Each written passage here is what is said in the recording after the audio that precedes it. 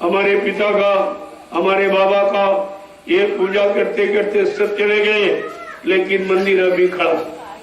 ये कहीं नहीं गया, न इसने किसी को भेजा, न इसने जाने का कोई संदेश, कोई युक्ति आपको दी। तो ये कितनी बड़ी जड़ता की ममता जिसमें हम सब जीवों को फंसा के रखा गया। अब हम अपने घर चले। पहली बात तो अपने घर की जानकारी मिले आपको। शरीर तो मृत्युलोक मंडल का है, यही रह जाएगा।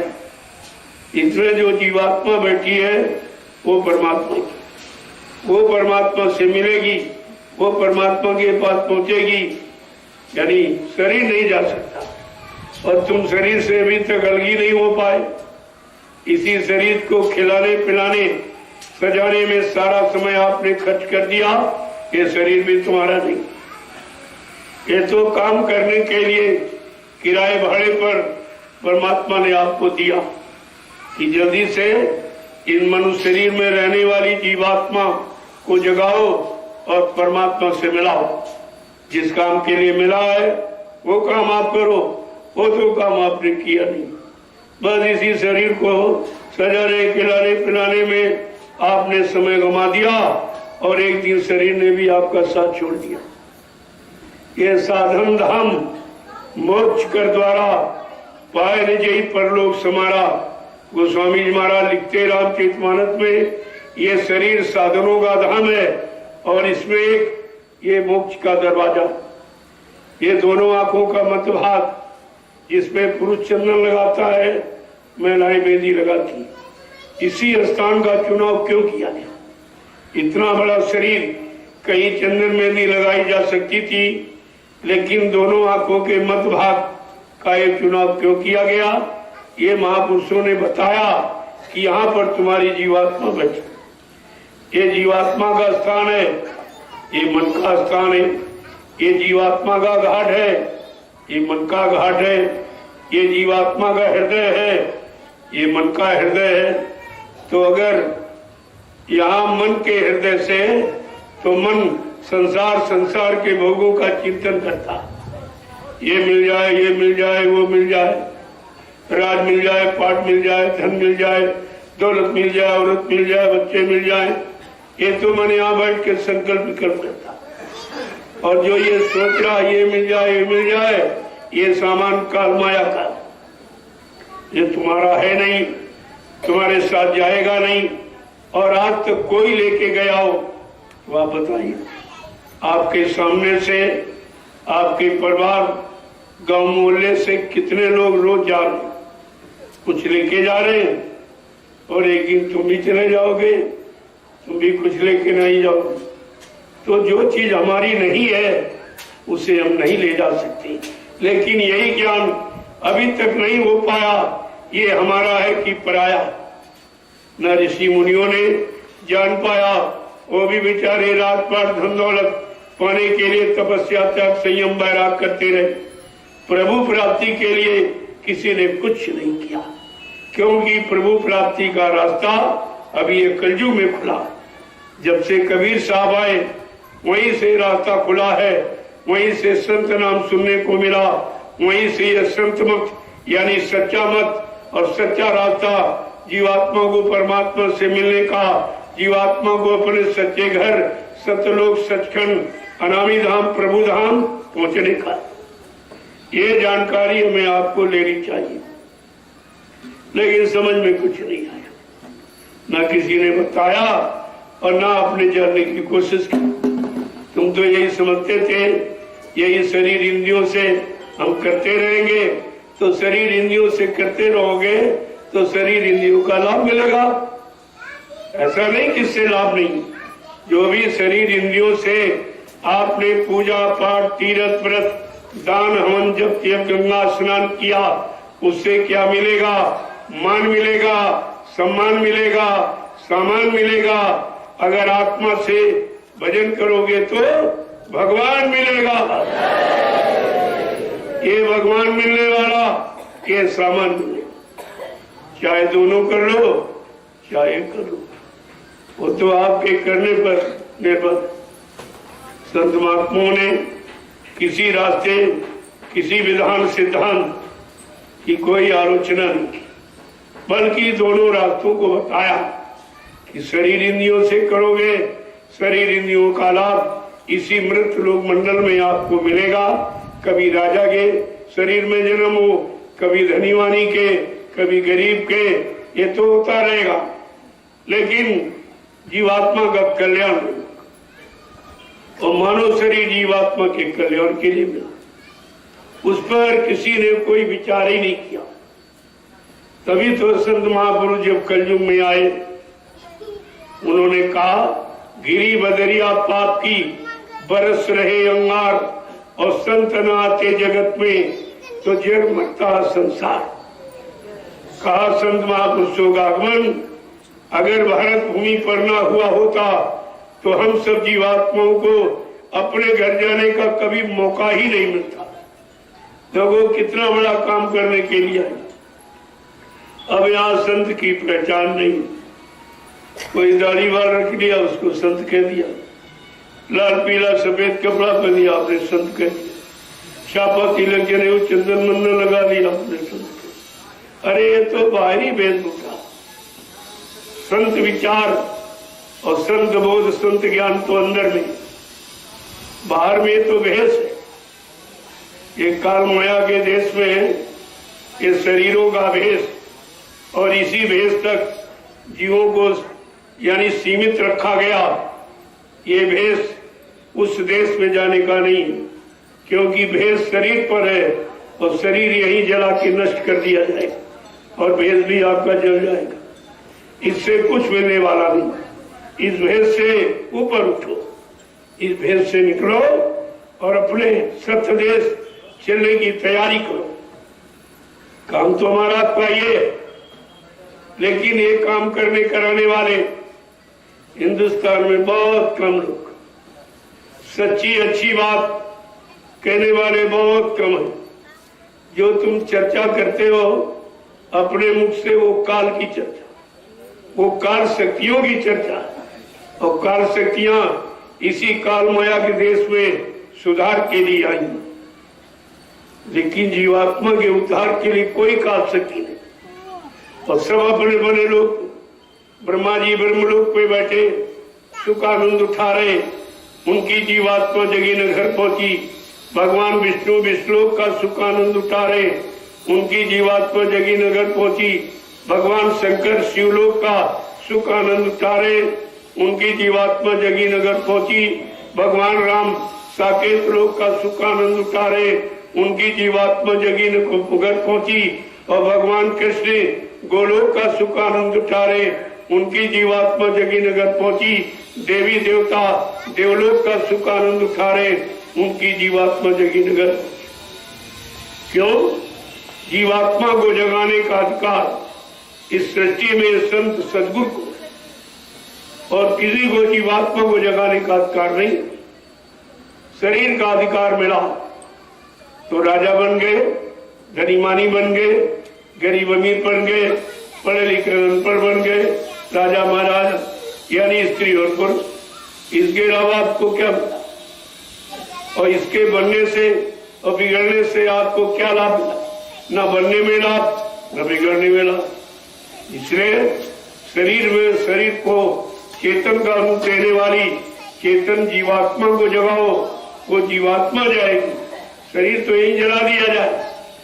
जब संत महापुरुषों ने जो नाम की युक्ति दी है, नाम का आधार दिया, नाम डोर शब्द डोर पकड़ाई इन जीवात्माओं को और का चल तो अपने देश की तरफ चल।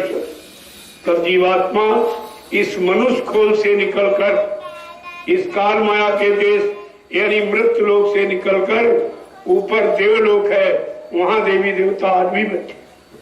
वो कहीं चले गए नहीं, मर नहीं गए, लेकिन वो देवलोक में बैठे, मृत लोक में नहीं गए। ये तो मृत लोक है, जो पैदा होगा मृत के हवाले हो जाएगा, यहाँ कुछ नहीं। यहाँ संत महापुरुषों ने जो युक्ति दी, जो रास्ता दिया, उस रास्ते पर चलकर और उस युक्ति के अनुसार कुछ कर्म करके तो आप यहाँ से निकल सकते। जब जीवात्मा निकली तो यहाँ से ये स्थान यहाँ से निकली मनुष्य शरीर से और काल माया के देश मृतलोक से तो ऊपर पहुंची जहाँ देवलोक है। वहाँ 33 करोड़ देवी देवता, 9 करोड़ दुर्गा, 10 करोड़ शंभुवाद भी बैठे। वहां दर्शन होगा, यहाँ नहीं कोई दर्शन। और किसी को मिला है तो बता दो, अगर किसी को मिला हो तो बता दे कि देवी देवता कैसे थे, उनका क्या रंग था, कितने लंबे चौड़े थे। जब तुमने देखा नहीं तो तुम वर्णन ही क्या कर सकते।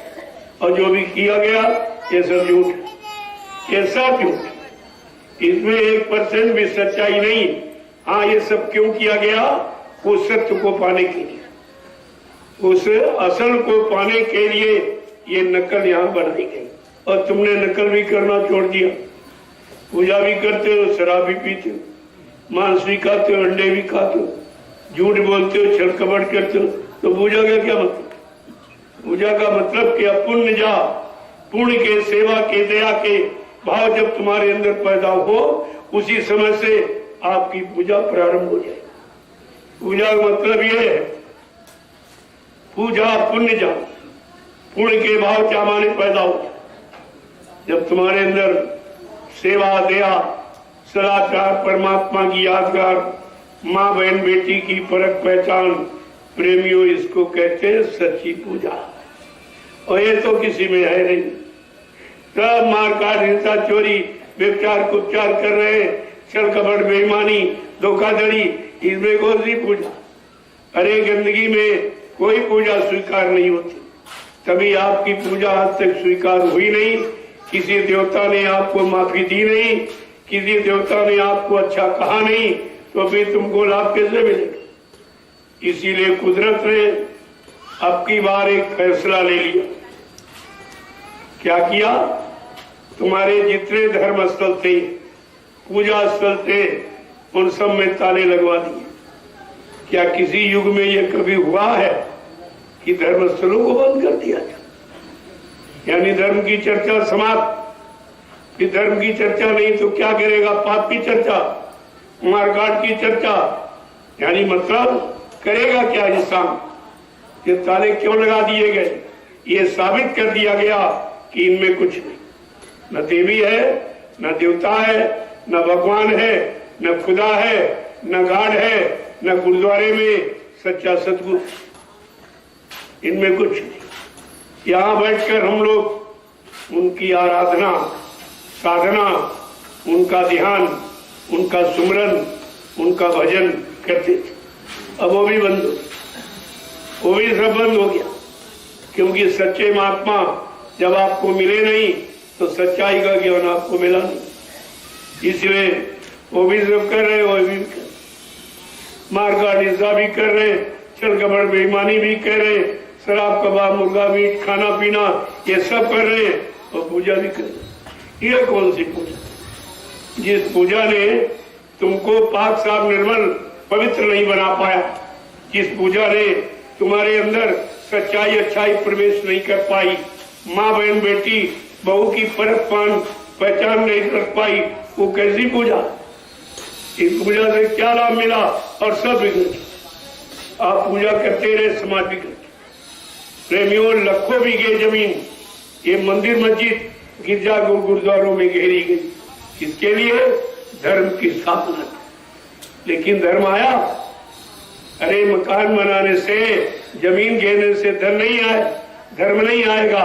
क्योंकि धर्म जब तक मानव इंसान अपने कर्मों में नहीं उतारेगा, धर्म आने वाला नहीं। और आपने अरबों खरबों रुपए खर्च किए धार्मिक शिक्षा, किताबें छापने में, लेकिन धर्म आया? पढ़ने पढ़ाने में धर्म आया? चारों तरफ हम ये देख रहे हैं, रामचरितमानस का अखंड पाठ, श्रीमद् भागवत पुराण का अखंड पाठ, ये सब हो रहा। तो फिर धर्म और सच्चाई ये क्यों नहीं आ रही? ये किताबें किसी को महात्मा नहीं बना देंगी। किताब पढ़कर आप महात्मा नहीं बन सकते हो जब तक वो संत महापुरुष आपको मिलेंगे नहीं, जो तुम्हारी आदत में सुधार करेंगे, तुम्हारे खान पान में सुधार करेंगे, तुम्हारे कर्मों में सुधार करेंगे, तुम्हारी रहनी गहनी में सुधार करेंगे। तब तुम अपने आप में परिवर्तन कर सकते। किताबों से कुछ नहीं। हम करें गधे पर 4 में 6 7 18 पुराण लाद दो तो गधे को कोई विद्वान कहेगा? कोई कहेगा उसको विद्वान? यही काम तुमने किया। ये किताब पढ़नी, वो किताब रट ली और करनी में नहीं उतारा और सुनने में उतारा। इनको सुना रहे, उनको सुना रहे, उनको सुना रहे। अरे तुमने कभी अपने मन को सुनाया, मन को कभी समझाया और मन को कभी विकार और दोषों पापों से अलग किया तो सुधार कैसे? ये सुनाने पढ़ाने सुधार हो जाए। प्रेमियों, ये 70 साल आजादी के केवल भाषणों में चले गए और धर्म प्रवचनों में चला गया। ना तो नेताओं ने कुछ किया और न कोई महात्माओं ने किया। सब अपना गुरुद्वारा धर्मशाला संभालने में पड़े हैं। समाज संभालना, देश संभालना ये किसी के अंदर आया ही नहीं और करना तो ये चाहिए। क्यों? परमार्थ के कारण साधु धरा शरीर। साधु संत महात्माओं का शरीर धारण करना केवल समाज देश के हित में, लेकिन कुछ नहीं किया। शरीर तो मिल गया, लेकिन शरीर का सच्चा कर्म धर्म हमें किसी ने बताया ही नहीं, न किसी ने समझाया। आप अपनी इच्छा से करने लगे। तुम्हारी इच्छा से करने से कोई काम नहीं हो सकता जब तक उसके जानकार नहीं मिले। इन्हीं जानकारों को गुरु कह लीजिए, संत कह लीजिए, सदगुरु कह लीजिए। ये हैं जानकार। किसके? उस परमात्मा के, तुम्हारी जीवात्मा के, ये दोनों के जानकार। जब ये मिल जाएंगे तो दोनों का काम करा देंगे, दोनों को मिला देंगे। दोनों का जो विछुड़न, ये विच्छेद जो हुआ वो संधि में परिवर्तित कर देगा। ये उनका काम है, यहाँ किसी का ये काम कोई नहीं करता। न कोई राजा, न महाराजा, न प्रधानमंत्री, मुख्यमंत्री और न कोई यानी पदाधिकारी। ये काम किसी के बस का नहीं है। ये तो संत महापुरुषों का काम। अब कलयुग में संत पधारे, लेकिन हमने आपने उनको पहचाना नहीं, उनको जाना नहीं, पहचाना नहीं, अपना बना पाया नहीं। अपने शरीर जीवात्मा का कोई काम नहीं करा पाए। न शरीर का काम हुआ, न जीवात्मा का काम। बाबा जय गुरुदेव जी महाराज ने 10 जुलाई सन 1952 से अपना सच्चा धर्म क्या है, मानवता इंसानियत क्या है, प्रेम प्यार मोहब्बत सेवा दया सदाचार परमात्मा की यादगार क्या है, माँ बहन बेटी परख पहचान क्या, इस दिव्य अलौकिक संदेश को जो जन जन को लाभ देने वाला, जन जन को सुधरने वाला, ये 10 जुलाई 1952 से उन्होंने प्रारंभ और सारे हिंदुस्तान में घूम, हिंदुस्तान का कोई प्रांत, कोई जिला, तहसील, ब्लॉक, शहर, कस्बा, गली गांव पूछा उन्होंने छोड़ा नहीं जहां पर संदेश न दिया और न लोगों को जगाया। लेकिन कितने लोगों ने सुना, कितने लोग जागे, कितने ने माना, कितने ने अपना काम बना पाया? तो संख्या तो कुछ 45 करोड़ जीवों को जगाया। इतनी बड़ी संख्या आज हिंदुस्तान में किसी भी राजनीति नेता पार्टी के पास नहीं और न किसी धार्मिक मिशन के पास। जितनी बाबा जी ने मेहनत परिश्रम अखंड त्याग करके मतलब यानी इन जीवों को जगाया और सही सच्चे रास्ते पर लाके खड़ा किया और इनको नामदान दिया। यानी नाम ये जीवात्मा का आधार है। नाम को पकड़कर सारी सुते रूहें जीवात्माएं इस मृत लोक मंडल पर आई और इन मनुष्य शरीर में उनको स्थान मिला। लेकिन असली जो रास्ता था उसको ये भूल गए और काल माया ने इनको अपने कर्मों के जाल में फंसा दिया। ये बाहरी कर्म हम आप सब करते हैं, जो शरीर इंद्रियों से जितने कर्म आप करते हो ये सब बहिर्मुखी, अंतर्मुखी इसमें कोई कर्म नहीं। और जीवात्मा अंदर में बैठी, मन भी अंदर में, बुद्धि भी अंदर में, चित्त भी अंदर में, बाहर तो कुछ नहीं। बाहर एक केवल चमड़े का खोल है, कुछ नहीं। और तुम खोल के पीछे पड़ गए। इसी खोल को सजाने खिलाने पिलाने में तुम्हारा सारा समझ गया। ये तो शरीर का खोल यानी चमड़ा, ये शरीर, ये जीवात्मा का खोल, जीवात्मा को रहने का मकान है और इसमें कुछ नहीं बाहर है। जो को अंदर में और अंतर्मुखी अगर कोई ज्ञान कोई साधना आपको मिली होती तो अब तक आप अपनी जीवात्मा को जगा के और मन को पाक साफ निर्मल पवित्र करके इन सब को घर पहुंचा दिया हो। तुम्हारा एक काल माया का देह छूट जाता, फिर आप कोई जन्म मरण के चक्कर में कभी नहीं आना, ना कभी जन्म होता न मृत्यु होती। ये सब झंझट खत्म हो जाता, लेकिन ये तो किसी ने आपको बताया नहीं। सतयुग त्रेता द्वापर में गुरु आए, ऋषि मुनि आए, योगी महर्षि ब्रह्मचारी आए, अवतारी शक्तियां आई, ज्ञानी ध्यानी वैज्ञानिक, लेकिन संत नहीं आए। संत नहीं आए थे। संत तो अभी कलयुग में आए और संत नाम 4 वेद 6 7 18 पुराण 19 उपनिषद और 36 ऋचाएं, ये जो धर्म चर्चा वर्णित है इनमें भी संत नाम नहीं। संत नाम तो अभी, जब संत नाम नहीं आया तो सच्चा ज्ञान और सच्ची साधना और चेतन साधना का ज्ञान आपको मिला नहीं। बस शरीर के पीछे आप पड़े रहे, शरीर से इंद्रियों से पूजा पाठ करते रहे और शरीर नाशवान है, एक दिन खत्म हो जाएगा। पूजा पाठ भी तुम्हारी यही रह जाएगी। तुम्हारी जीवात्मा के साथ जाने वाला कौन है, क्या, उस पर आपको विचार करना चाहिए, क्योंकि जीवात्मा जाएगी, शरीर नहीं जाएगी। तो जीवात्मा काल माया के किसी सामान का प्रयोग नहीं करती और यहाँ का कोई भोजन नहीं करती। शब्द हारी सूरत, शब्द का आहार करने वाली जीवात्मा है, वो केवल शब्द का भोजन करती है। शब्द माने आवाज। इसी को हिंदू महात्माओं ने कहा, ये आकाशवाणी, ब्रह्मवाणी, अनहद वाणी, ईश्वर वाणी, ये हिंदू महात्माओं ने ये कहा। मुसलमान फकीरों ने कलमा और आयत कहा। लेकिन बात एक, वो जो ऊपर से आवाज आ रही, जिसको ब्रह्मवाणी, आकाशवाणी, ईश्वरवाणी, अनहदवाणी, शब्दवाणी कहते, वो है जीवात्मा की खुराक। जब उसको सुनती है, सुनने में ही वो तृप्त हो जाती, सुनना ही उसका भोजन। लेकिन वो तो यहाँ है नहीं, यहाँ तो काले अक्षर पढ़ के सुनाए बताए जा रहे। ये अक्षर है वो सत्य, शरीर का, मन का विषय, इंद्रियों का विषय अक्षर ज्ञान और जीवात्मा का विषय सत्य ज्ञान। ये दोनों अलग है। अक्षर ज्ञान अलग है, सत्य ज्ञान अलग।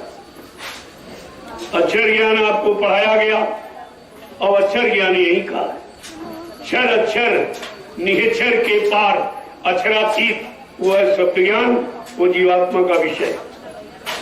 जीवात्मा जगेगी वो परमात्मा से, शरीर परमात्मा से नहीं मिलेगा। शरीर तो काल माया का है, यहीं पर जला दिया जाएगा, राख कर दिया, ये नहीं। और तुमने शरीर से पूजा की, जो पूजा भी तुम्हारी यही रहेगी। शरीर के साथ वो भी जल जाएगी, वो भी राख हो जाएगी, वो भी खत्म हो जाएगी। इसलिए आपको दिव्य साधना, अलौकिक साधना, पारलौकिक साधना, उस साधना के बारे में आपको सोचना चाहिए और संत महापुरुषों की तलाश करके उस दिव्य साधना को करने की युक्ति ले लेनी चाहिए। उस दिव्य साधना से ये जीवात्मा जगेगी और ऊपर के दिव्य लोगों का दर्शन दीदार करेगी, उधर जाएगी। लेकिन ये सब बताने वाले बहुत कम लोग, सुनने वाले भी बहुत कम, लेने वाले भी बहुत कम, करने वाले बहुत कम। इसलिए जागने वाले और पहुंचने वाले बहुत ही। सब यही तुम्हारा जन्म मरण हो रहा, कभी पशुओं के शरीर में, कभी पक्षियों के शरीर में, कभी कीड़े मकोड़ों के शरीर में, कभी जंगली जानवरों के शरीर में। बहुत बुरा पाप कर्म किया तो नाली में बदबूदार कीड़े, उनमें तुम्हारी जीवात्मा भेज दी जाएगी कि देख बुरे कर्म का परिणाम क्या। ये सब यहीं पर आपको मिलेगा, उधर कुछ नहीं। उधर जाने वाला तो आपने कर्म ही नहीं किया, न उधर जाने वाले कर्म की आपने कोई चर्चा की, न उधर के जाने वाले जानकारों की आपने तलाश की, कुछ नहीं किया। तो कितना बड़ा भ्रम, और जो युगों युगों से चला, तीन युगों से हमारी आपकी जीवात्मा यहाँ फंसी पड़ी। कोई निकालने वाला आया नहीं, जगाने वाला आया नहीं, ले जाने पहुंचाने वाला आया नहीं, तो बेचारी यही काल माया के देश में। और जो मन ने कर्म किए वो तो कोई कर्म करती नहीं है, लेकिन उसने मन को साथी बना दिया। यही एक दोष उसको यहाँ पर भ्रमित कर रहा। देखो संग दोष का कितना बुरा परिणाम कि जीवात्मा चेतन अजर अमर अविनाशी होते हुए भी काल माया के देश में बेचारी बेमतलब की मार खा रही, क्योंकि इसने अपना साथी मन को बनाया और मन है भोगी। भोगों का रोग लग गया उसको।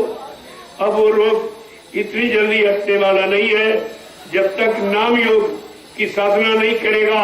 इन रोगों से उसको फुर्सत नहीं मिलेगी। ये रोग कोई मिट नहीं सकता, इसकी कोई यहाँ पर दवा जड़ी बूटी औषधि नहीं बनी। वो तो नाम की औषधि, नाम की जड़ी बूटी है। जब तक वो नहीं मिलेगी तब तक आपका सुधार मन का नहीं होगा। कितनी पूजा, कितना पाठ, कितनी किताबें पढ़ लो, कितना गंगा स्नान कर लो, लेकिन तो मन को सुधार नहीं सकते। मन इससे नहीं सुधरता। मन कैसे सुधरेगा? कलयुग में 3 रास्ते बताए गए, सत्संग करो, सेवा करो और भजन करो। ये 3 रास्ते मन को सुधारने के, इसके अलावा चौथा कोई रास्ता नहीं। और 3 मेरे में से आपने कोई एक भी नहीं किया। सत्संग की जगह तुम कथा वार्ता सुनते करते, जो पुरानी लिखी है वो 3 युगों की कहानी, तो तुम पढ़ोगे तो तुम्हारे युग का काम थोड़ी हो जाए। कोई सतयुग का, कोई त्रेता, कोई द्वापर का इतिहास पढ़ रहा। तुम्हें तो कलयुग का इतिहास चाहिए। जब कलयुग का इतिहास बनेगा, कलयुग का इतिहास पढ़ोगे तब तुमको कलयुग का लाभ मिलेगा। जैसे त्रेता का इतिहास पढ़ने वालों को त्रेता का लाभ मिला, द्वापर का इतिहास यानी करने वाले को उनको लाभ मिला, और अंतिम यानी लाभ तो जब मिला जिस युग का उन्होंने काम किया। और आप जानते नहीं कलयुग का, इसीलिए कोई सज्जू का नाम ले रहा, हरि नाम, कोई त्रेता का राम नाम सीताराम जप रहा, कोई द्वापर का राधे कृष्ण जप रहा, लेकिन इनसे तुम्हारा काम नहीं होगा। वो अपने युग में आए थे और काम करके चले गए। जो काम करके चला जाता वो तुम्हारा काम नहीं करेगा। तुमको अपने काम करने वाला, कराने वाला अपने युग और समय का आपको चाहिए। तुमने कभी प्रयास किया, किसी से पूछा कि भाई कलयुग का कौन सा नाम भगवान का, जबकि हरि युग का नाम अलग अलग। सतयुग का हरि नाम, त्रेता का राम नाम, द्वापर का कृष्ण नाम, तो कलयुग का भी कोई नाम होना चाहिए। युग के अनुसार कलयुग का भी कोई नाम होना चाहिए। और आज तक आपको किसी ने नहीं बताया कि कलयुग का नाम क्या।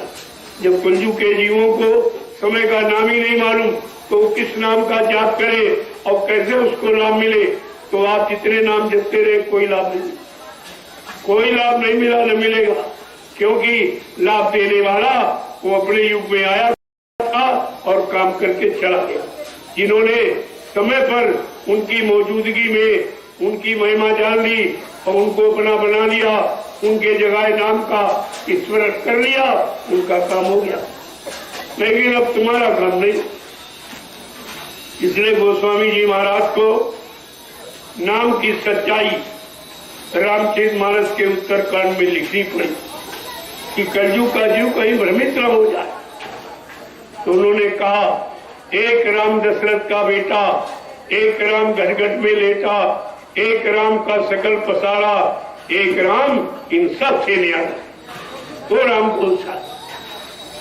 वो राम कौन सा जिस राम से कलयुग के जीवों का। तो प्रेमियों, कलयुग में गुरु नाम जगाया गया। तो स्वामी जी महाराज ने रामचरितमानस में क्या कहा कि गुरु बीन भावो ए निधि तरह ना कोई, और जो भी रांची इस शंकर समोई। कहा कि ब्रह्मा विष्णु महादेव के समान कोई धनवान बलवान बुद्धिमान क्यों न बन जाए, लेकिन कलयुग में गुरु नाम ही जीवों को भवसागर से पार करेगा। गुरु नाम सच्चा है। ये गुरुदेव नाम आगे जय पीछे देव, बीच में गुरु बैठा, और तुम जय गुरुदेव नाम को समझी नहीं पाए। अरे बीच में गुरु बैठा, आगे जय पीछे देव। जय तो आदर सूचक सम्मानित शब्द है। जय राम, जय कृष्ण, जय हनुमान, जय शंकर, सबके आगे आप लगाते। जो पीछे देव लगा है, देव माने देने वाला, देव माने देवता। वो कौन से देवता है जो आपको रात दिन देते और बदले में आपसे कुछ नहीं लेते? पहला है धरती देवता, जिस पर वहां बैठे हो। क्या बैठने का कोई किराया मांगती हो? और इसी पर अच्छे बुरे सभी कर्म करते हो। क्या वो तुमसे कभी इसका किराया मांगती, शिकायत करती? और इसी पर कितनी गंदगी फैलाते, लेकिन वो बदले की भावना नहीं ले। ये देवता का काम। आपको सच्चे देवताओं की भी जानकारी नहीं दी गई, जो तुम्हारे जीवन के साथ रात दिन तुम्हारे जीवन को चलाने का काम करते। दूसरा है सूर्य देवता, दिन भर आपको प्रकाश देता है। कोई पैसे मांगता? अगर सरकार की बनाई प्रकाश की व्यवस्था करो, तुरंत पैसा लग जाएगा। तीसरा चंद्र देवता, चंद्रमा पूरी रात प्रकाश देता, ठंडक देता, और सबसे महान चीज क्या है? आपकी जीवन शक्ति ऑक्सीजन प्रदान करता। ये ऑक्सीजन प्रदान करने वाला देवता जो मानव की जीवन शक्ति है, बिना इसके जीवन नहीं चल सकता, लेकिन आपसे एक पैसा नहीं। चौथा है वायु देवता, कितनी ठंडी शीतल हवा चलती है, आपसे एक पैसा नहीं मांगती है। अगर सरकार की बनाई यानी वायु की व्यवस्था प्रयोग करो, कूलर, पंखा, एसी, तुरंत पैसा लग जाएगा। और पांचवा है जल देवता, इतनी मूसलाधार बारिश सारी प्रकृति को हरा भरा कर देती, लेकिन एक पैसा किसी से नहीं। अगर यहाँ कोई इंसान जल की व्यवस्था कर ले तो बिना पैसे का आपको पानी नहीं देगा। और छठा है संत सदगुरु देवता, ये गुरु देवता है, ये सबसे निराला। ये पांचों देवता आपको शारीरिक मदद कर सकते, शारीरिक लाभ दे सकते, लेकिन संत सदगुरु ऐसा देवता है जो शारीरिक सुधार और जीवात्मा का उद्धार, ये दोनों काम करता है। ऐसा संत सदगुरु देवता आपको मिला, लेकिन आपने उनको पहचान नहीं पाई। इतनी भीड़ हो गई महात्माओं की कि सच्चे अच्छे की पहचान करना मुश्किल। इतनी दाढ़ी मार रख गए कि सच्ची या सच्चाई और अच्छाई समझने में बड़ा मुश्किल हो रहा कि किसको आप सच्चा अच्छा मानो, किसको कौन असली कौन नकली पहचान। लेकिन नहीं, पहचान है जो तुम्हारी जीवात्मा को जगा दे, परमात्मा से मिला दे, वो असली है, बाकी ये सब नकली। इन्होंने भेष केवल रोटी और कपड़ा और मान सम्मान पाने के लिए धारण किया। इनमें किसी ने परमात्मा पाने के लिए कोई भेष नहीं बनाया, परमात्मा से मिलने की कोई पूजा नहीं की, परमात्मा से मिलने वाली कोई युक्ति नहीं पूछी, और परमात्मा से मिलाने वाले किसी गुरु की तलाश नहीं। ये सब धोखा ही तो हो गया। और ये कितना बड़ा धोखा कि कितने जन्म आपके हो गए और काम कुछ। और ये मानव जीवन मिला है प्रभु की प्राप्ति की। तो प्रभु की प्राप्ति में कौन लगा रहा? सब जमीन गुरुद्वारा, ठाकुर द्वारा और धर्मशाला और मकान दुकान सब बनाने के चक्कर। परमात्मा मिले, जीवात्मा जगे, मानव जीवन सार्थक हो, ये चिंता किसी को नहीं। भगवान की चिंता नहीं, इनको मान सम्मान सामान की चिंता। मान कहाँ मिलेगा, सम्मान कहाँ मिलेगा, सामान कहाँ मिलेगा, उसी में फंस गए, सब उसी में फंस गए। भगवान की चिंता किसी को। और मानव जीवन भगवान की प्राप्ति के लिए मिला, और तुमने सारा जीवन यही शरीर से संबंधित सामान सम्मान को पाने में लगा दिया, तो आपका जीवन तो व्यर्थ में चला, फिर ये मिलेगा नहीं। एक बार अवसर, चांस, मौका हमें आपको सबको परमात्मा ने दिया। आपकी बार मानव तन में जीवात्मा को सौभाग्य मिला है किसी संत महात्मा की तलाश करके अपने घर जाने की युक्ति, अपने घर जाने का रास्ता पूछे और अपने घर चली। वो यहाँ कभी नहीं आएगी, न जन्म में न मरण। इसको कहते आत्मिक उद्धार और इसको कहते शारीरिक सुधार। ये दोनों चीजें होनी चाहिए। न तुम्हारा शरीर का सुधार हुआ और न आत्मा का उद्धार हुआ, तो जीवन तो व्यर्थ में चला गया। इसलिए एक एक वचन पर आपको ध्यान देना। ये वचन क्या बता रहे? ये वचन तुमको किधर से बचाने का काम कर। ये वचन सुनाने वाले, गाने बजाने वाले नहीं है। ये सब तरफ से आपको बचाने वाले, आपकी सुरक्षा करने वाले संत वचन। लेकिन संत वचनों की महिमा कोई जानता ही नहीं, किसी को नहीं मालूम है।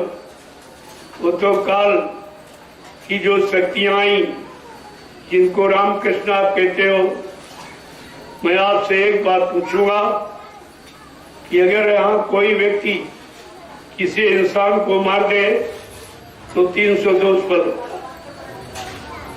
एक मनुष्य मारने की हत्या का परिणाम मृत्युदंड है। और तुम्हारे भगवान ने कितनों को मारा? जिनको भगवान कहते हो करोड़ों को मारा। गलती तो एक ने की थी, रावण ने। पूरे परिवार का संहार, पूरी नगरी का संहार, ये कौन सी नीति? जिसने करोड़ों को मारा उसकी पूजा हो रही, अगर एक को मार दो तो फांसी की सजा होती। ये कौन सा कानून आपका? कभी आपने इस पर विचार किया?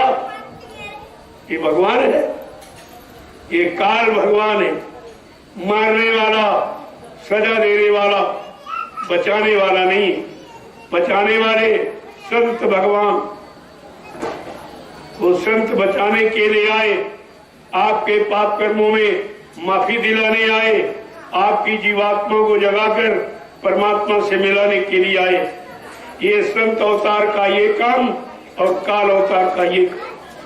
काल अवतार मार का हिस्सा, इसलिए मारे भय के आप पूजा करते हो। कोई प्रेम मत पूजा नहीं करते, मारे भय की कि उन्होंने रावण जैसे धर्मान बलवान को नहीं बख्शा, तो हम तो बहुत कमजोर हैं, हमको कैसे बख्शेंगे? इसलिए तुम सब लोग हमारे भय के उनकी पूजा करते हो, प्रेम बस नहीं। और वो पूजा आपकी भलाई करने वाली नहीं है। अगर कोई भलाई की हो तो आप बता दीजिए।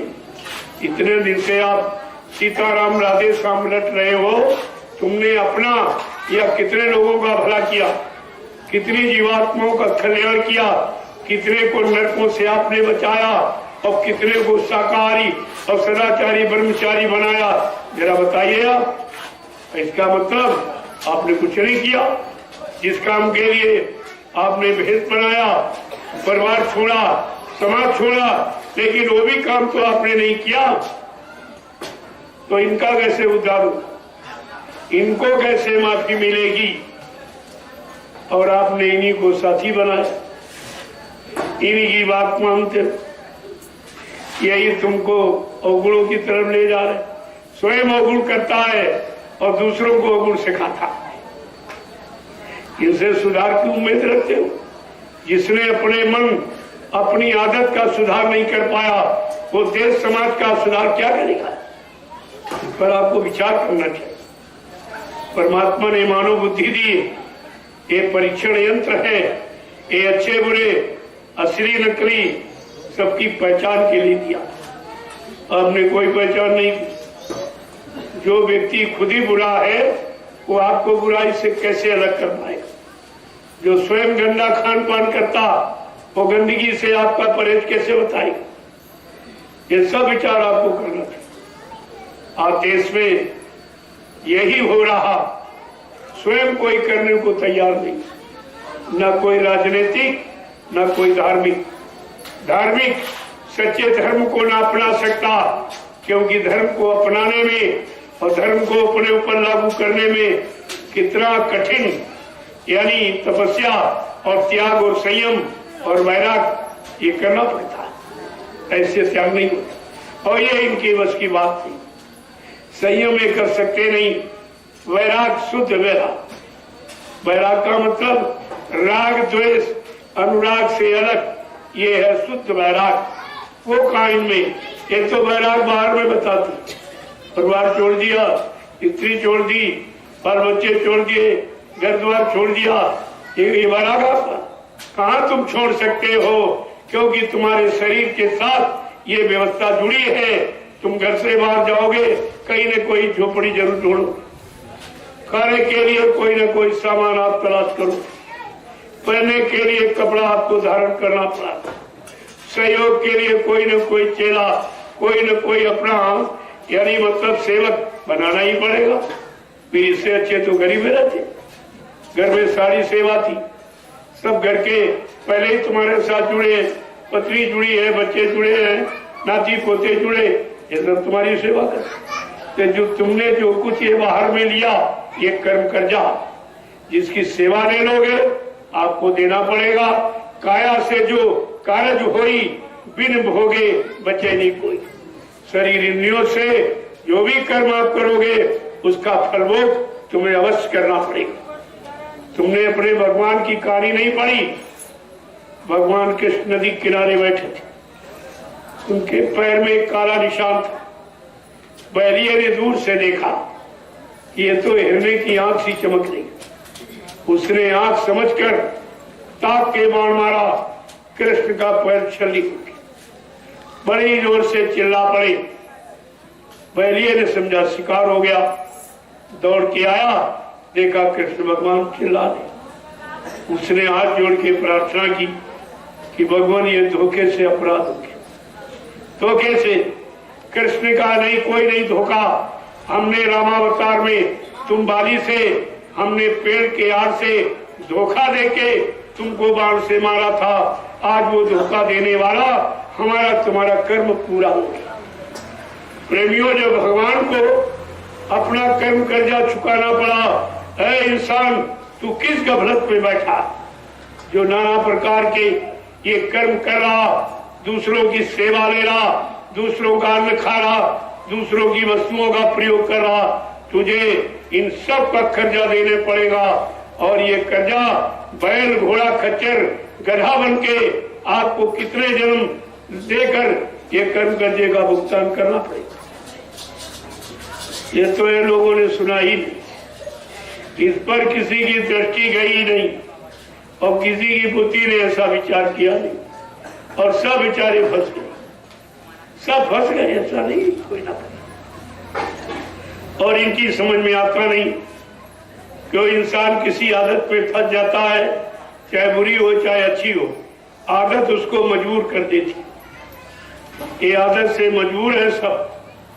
गंदी आदत कोई डाल दी, अब वो अपना करते हैं और 10-20 और बना लेते सहयोगी अपने। तो मैंने पूछा, भाई तुम साधु हो? हाँ। हमने कितने साधु बनाए? कितने साधु बनाए आप?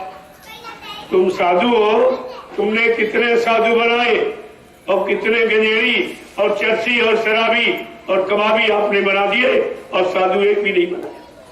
तुमने अपने फर्ज अदा किया, तुमने कर्म कर्तव्य का सही पालन किया, तुम्हारे अंदर मानवता इंसानियत आई कभी जब तुम नहीं अपने आप में ला पाए तो देश दुनिया समाज को तुम क्या दे सकते? इनके बाद कुछ